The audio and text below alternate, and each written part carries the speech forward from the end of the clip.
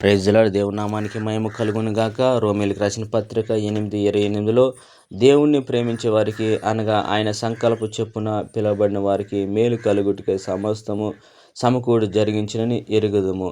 అలాగా దేవుణ్ణి ప్రేమించే వారికి అనగా ఆయన సంకల్ప చొప్పున పిలువబడిన వాడికి, ఆయన పిలిచిన దేవుడు నమ్మదగినవాడు.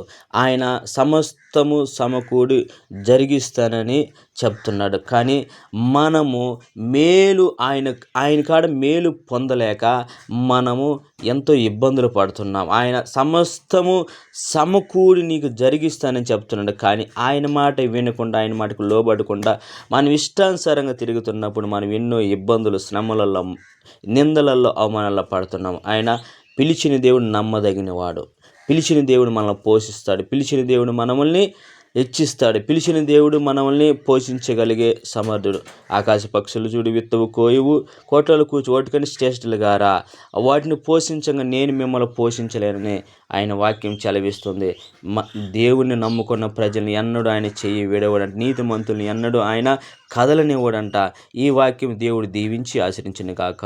ఆమేన్.